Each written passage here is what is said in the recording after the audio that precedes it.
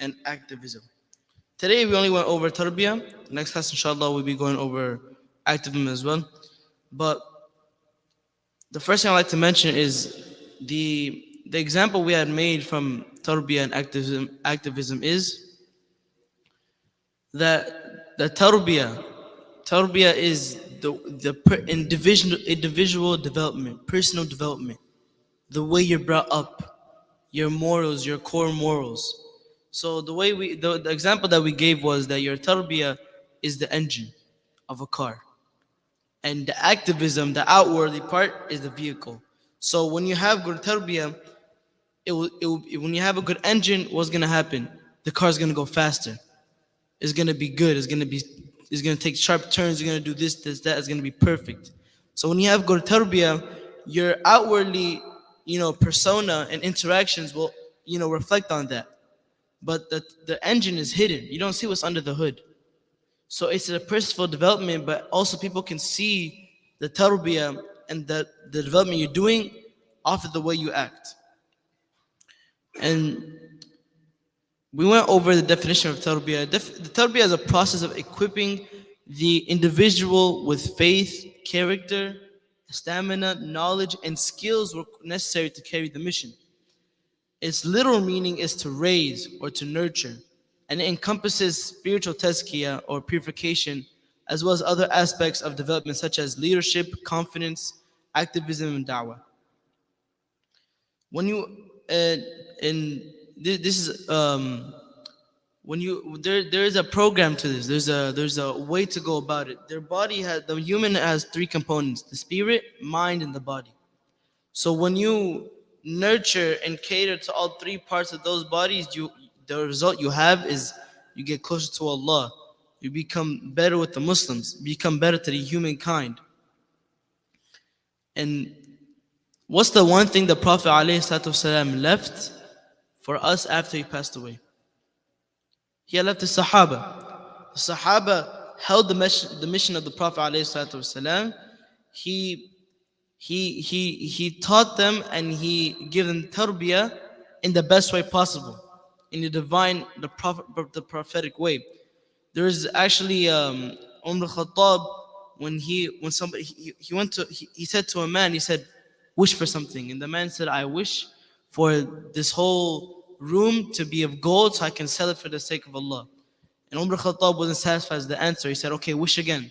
Then the man made two wishes, and then after Umar Khattab didn't like his answer, he said to the man said to Umar Khattab, he says, okay, what answer do you want, Ya Amir al-Mu'mineen? He says, أتمنى لو أن هذه الدار مملوءة رجل بمثل أبي عبيد بن الجراح. I wish for this place, for this abode, to be like the man Abu Ubaidah bin Jarrah. He's just showing that people who are raised upon good tarbiyah, the prophetic tarbiyah, is better than giving gold in the sake of Allah, giving all this in the sake of Allah. When you have men who are solely focused in the race to Allah's pleasure, this is when you'll see improvement in society. And there's also a hadith that says, إِنَّ النَّاسَ كَإِبْلِ الْمَاءَ لَا تَكَادُ تَجِدُ فِيهَا رَاحِلَةً. Rahila is the trusted one, the reliable one. It says, indeed, the people are like 100 camels. You will not find within them a reliable, trustworthy, sturdy camel. So we have to, this shows us that we have to build reliable, trustworthy leaders, like the Sahaba were, to build these people to lead in the prophetic way. Tarbiyah by the Prophet ﷺ. The Prophet ﷺ, one of his roles was to purify and to teach those around him. Like it said in Surah Jumu'ah, هو الذي بعث في الأميين رسولا منهم يتلو عليهم آياته ويزكيهم ويعلمهم الكتاب والحكمة وإن كانوا من قبل لفي ضلال مبين. He performed this role of teaching, mentoring, and advising, and purifying with the utmost gentleness and the expert knowledge of human knowledge. He loved the Muslims and he gave them the best of his time and attention, and he knew how to cater to every single person. Muawiyah bin Hakam said about the Prophet ﷺ after they were in Salah, and a man sneezed. Muawiyah bin Hakam said, Rahmakullah in Salah. And then after that, in Salah, they're talking to each other, saying, you can't do this, you can't do that. After the Salah, the Prophet ﷺ said to them, set them down. He calmed them down. He said, the Salah is not for the idle talk. You do it every day. It's only for takbir, tahleel, and tasbih. Only for, tasbih and all that. Muawiyah bin Hakam said, فأبي وأمي ما رأيت معلما قبله ولا بعده أحسن تعليما منه. I have not, he swears by his mother and his father, I have not seen a better teacher before or after him. So the best knowledge to take is from the Prophet ﷺ. This is the perfect tarbiyah, the way to learn. Now to end off, I'll tell you the essential features of tarbiyah. In Islam, means do not justify the ends. If you're going to go with the program of tarbiyah, you have to make sure everything you do is in a halal means, even if the end is going to be in a good way. For example, if you have a program and there's men and women, we have to make sure there's not mixing between the men and women, even if it's going to get you a good outcome. Because the means do not justify the ends in Islam. It has to be practical. We can argue all day about whether we can pray on the moon, but it's not going to benefit us in any way. We have to be practical in the things we learn and the practical things we teach. Has to be contextual.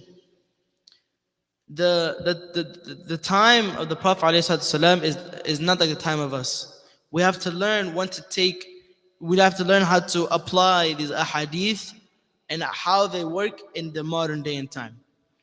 Must be methodical. We need to have a step through process, has to have a plan to raise these leaders like the Sahaba alayhim. We have to have a stage, they have to have prophets, phase 1, phase 2, phase 3. It needs to be holistic to reach every component of the human. As we said, the component of the human is 3: the spirit, the mind, and the body. It needs to cater to each and every one of these. Must be scalable. We can learn on an individual level, but also has to be, you can learn in a social structure as well. The people need to learn. The message, like I'm giving a khatra right now, the people it has to be catered to the social structure of the masajid. Has to be phase-based. People change over time, meaning different things work in every single stage. I'm not the same person I was 5 years ago. You weren't the same person you were 10 years ago, So in each of these phases, it has to be a different type of method that needs to be approached by. And objective-based, has to be focused on the subject. It cannot be scattered out anywhere. We need to be smart and decisive. Has to be ever evolving. As I said before, we need to learn how to apply different ahadith and sunan in our everyday time. And the 4 pillars of tarbiyah is, you have a mentor, like the Prophet ﷺ, the mentee, the Sahaba, and then you have the program or the message. As you see, when you have the Prophet ﷺ teaching the Sahaba and they're learning from him and they're getting purified from him, you see the outcome that comes from that. And we have to look at the message itself. We have to look at it. We have to take from it, take lessons from it. And the most important part is your environment. If you don't have an encouraging environment to these things, it will all crumble apart. Because the environment holds it all together. It keeps it tight. It doesn't let you lose it. When you go out and your environment is not as encouraging as it is, you'll tend to lose the message, the program that you have spent all this time learning from the mentee. This is, the conclusion, what I got from the class. I hope it was beneficial to all. Subhanallah wa bihamdik, nashhadu an la ilaha illa ant, nastaghfiruka wa natubu ilayk. Wassalamu alaikum wa rahmatullahi wa barakatuh.